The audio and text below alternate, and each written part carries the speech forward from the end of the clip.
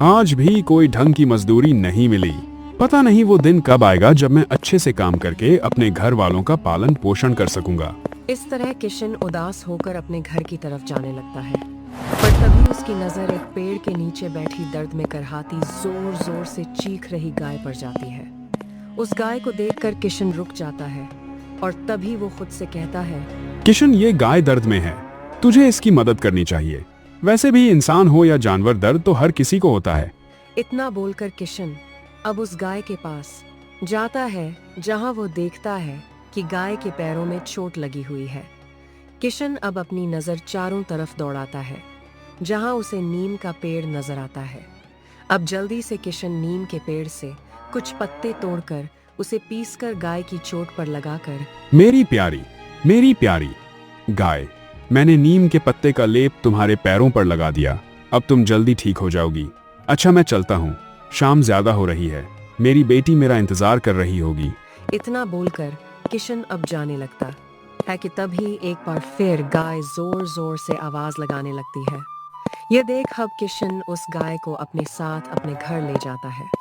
तभी उसकी बेटी रिया खिलखिलाती हुई अपने घर से बाहर आती है और कहती है, अरे पापा, आज आप घर के लिए ना तो राशन लाए और ना ही दूध लेकर आए।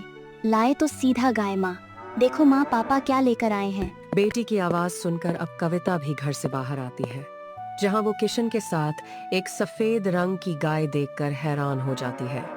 और उस गाय को देख कविता किशन से कहती है, ये क्या जी, आप तो एक गाय लेकर आ गए। कोई बात नहीं। कविता का सवाल सुनकर किशन अब उसे सारी बात बता देता है, जिसे सुनकर कविता कहती, कोई बात नहीं, जिस तरह इस घर में हम 3 लोग हैं, ठीक उसी तरह अब ये गाय भी हमारे घर का हिस्सा है। मैं इसकी भी उसी तरह केयर करूंगी जिस तरह मैं अपनी बेटी की करती हूँ। अहम समय गुजरता है और गुजरते समय के साथ कविता अब उस गाय की देखरेख बिल्कुल अपने बच्चों की तरह केयर करती है।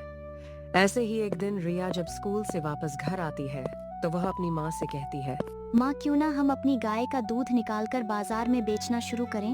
वैसे भी पापा को मजदूरी बहुत कम मिलती है। रिया की यह बात सुनकर कविता को भी उसका आइडिया अच्छा लगता है। अब शाम को जब किशन आता है तो कविता और रिया दोनों मिलकर किशन से गाय के दूध के बारे में बात करते हैं। सुनिए जी, रिया कह रही थी कि क्यों ना हम अपनी गाय का दूध बेचना शुरू करें। इससे घर की तंगी दूर हो जाएगी और रिया की पढ़ाई भी अच्छे से होगी। हाँ कविता, बात तो तुम सही कह रही हो।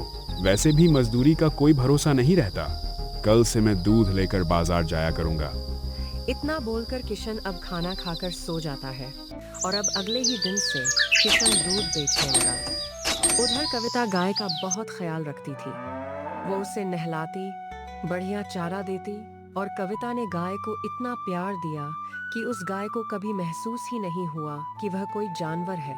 ऐसे ही समय गुजरता है और गुजरते समय के साथ एक रात जब कविता गाय के पास बैठी उसे प्यार कर रही थी, तभी अचानक उस सफेद गाय के शरीर से एक बहुत तेज रोशनी निकलने लगती है।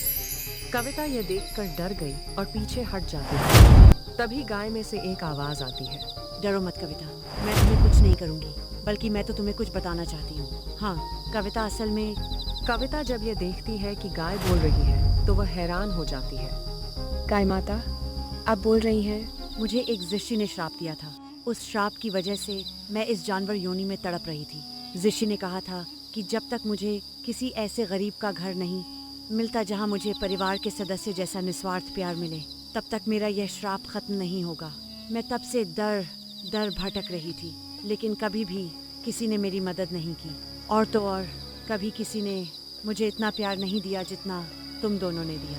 कविता, तुमने और किशन ने बिना किसी लालच के मेरी सेवा की, मुझे अपना माना। आज तुम्हारे इसी प्यार की वजह से मैं उस श्राप से मुक्त हो गई हूँ। अब मैं तुम्हें तुम्हारी गरीबी दूर करने के लिए एक तोहफा देना चाहती हूँ। तोहफा? कैसा तोहफा? और हैरानी से उस गाय से सवाल करती है। कविता की बात सुनकर वह गाय जरूर है, मुस्कुराती है और वह गाय के रूप से परिवर्तित होकर एक स्त्री का रूप धारण कर लेती है। स्त्री का रूप लेते ही वह अपनी आंखें बंद करती है। तभी वहां हवा में एक चमकता हुआ पीतल का बर्तन प्रकट होता है और कविता के सामने गिर जाता है। कविता, यह एक जादुई दूध वाला बर्तन है। इसमें तुम जितना भी दूध डालोगी और जो भी मांगोगी वह इच्छा पूरी हो जाएगी। तुम्हें बस दूध डालकर अपनी इच्छा भूलनी होगी और वह चीज़ बर्तन से बाहर आ जाएगी। लेकिन क्या माँ? लेकिन याद रखना, इस बर्तन का इस्तेमाल सिर्फ अपनी ज़रूरतों के लिए करना।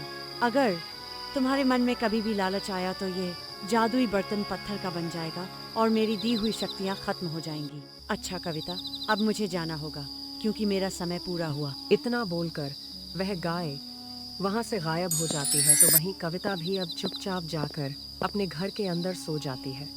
कुछ घंटे बाद सुबह होती है और अब अगली सुबह जब किशन उठा तो कविता ने उसे वो जादुई बर्तन दिखाया और किशन को सारी बातें बता दी, जिसे सुनकर किशन थोड़ा सा हैरान हो गया। क्या वो गाय देवलोक से आई थी?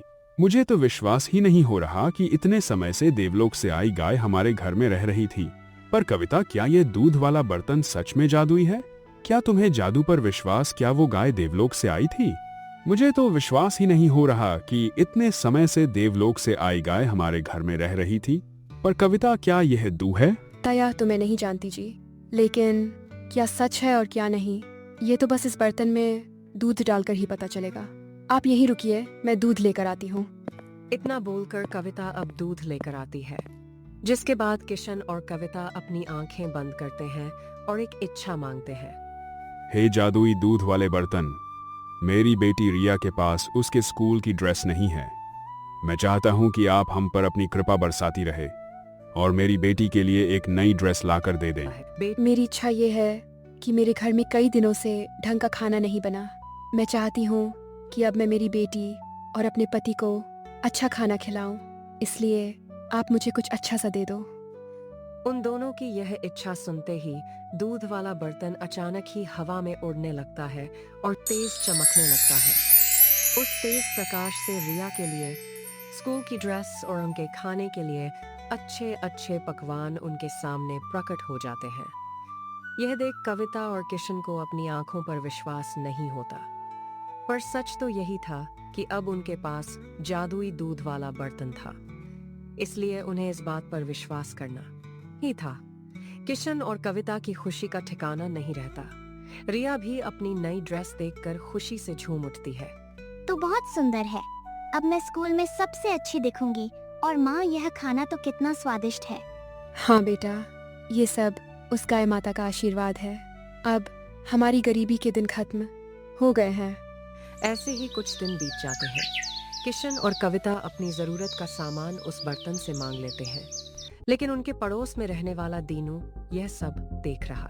ये किशन के पास इतना पैसा आ कहां से रहा है? ना काम पर जाता है, ना मजदूरी करता है, फिर भी हर रोज इसके घर पर पकवान बनते हैं। कुछ तो गड़बड़ है। तभी दीनू देखता है कि कविता रसोई में जादुई बर्तन के सामने खड़ी है। हे जादुई बर्तन, आज हमारे पड़ोस वाले काका बहुत बीमार है, उनके इलाज के लिए मुझे थोड़े पैसे दे दो। बर्तन से रोशनी निकलती है और कुछ पैसे बाहर आ जाते हैं।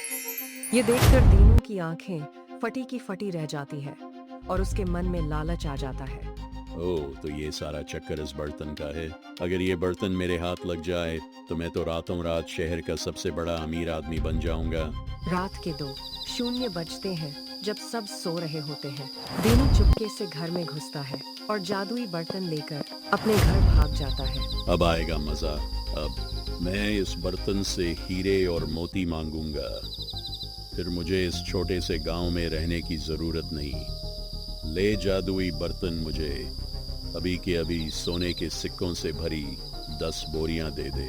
लेकिन बर्तन से कुछ नहीं निकलता। दीनू चिढ़ है जाता है और चिल्लाने लगता है। जल्दी कर, अरे निकल जल्दी। सोना क्या हो गया तुझे? मुझे बहुत सारा पैसा चाहिए। सोना चांदी चाहिए नहीं। तभी अचानक उस बर्तन से काला धुआं निकलता है और वो बर्तन एकदम से भारी पत्थर बन जाता है। तभी वहां देवलोक की वो स्त्री प्रकट होती है। मूर्ख दीनू, मैंने कहा था कि ये बर्तन लालचियों के लिए नहीं है। तूने इसे चुराया और अपनी नीयत खराब की, इसीलिए अब ये बर्तन हमेशा के लिए पत्थर बन गया है। नहीं माता, मुझे माफ कर दीजिए, मुझसे बहुत बड़ी गलती हो गई। लालच का फल यही होता है। अब ये बर्तन कभी काम नहीं करेगा। लगता है। इतना बोलकर वो स्त्री गायब हो जाती है। सुबह होते ही दीनू रोता हुआ किशन के घर पहुंचता है और पत्थर बना बर्तन उनके सामने रख देता है। किशन भाई, मुझे माफ कर दो। मैंने लालच में आकर तुम्हारा जादुई बर्तन चुराया था, लेकिन अब ये पत्थर बन चुका है। मेरी वजह से तुम्हारा नुकसान हो गया। दीनू भाई, तुमने सिर्फ मेरा नुकसान नहीं किया, अपना भी किया। अगर तुम मांग लेते तो हम तुम्हारी मदद वैसे ही कर देते। कोई बात नहीं जी, वो बर्तन तो एक सहारा था, पर अब हमारे पास वो धन है जो हमने पिछले दिनों में बचाया था। हम उसी से अपनी छोटी सी डेयरी खोलेंगे और मेहनत करेंगे। हाँ कविता, जादुई बर्तन तो चला गया, पर हमें मेहनत का रास्ता दिखा गया। अब हम खुद कमाएंगे और खुश रहेंगे। किशन और कविता मेहनत से काम शुरू करते हैं और देखते ही देखते गांव के सबसे सुखी परिवार बन जाते हैं।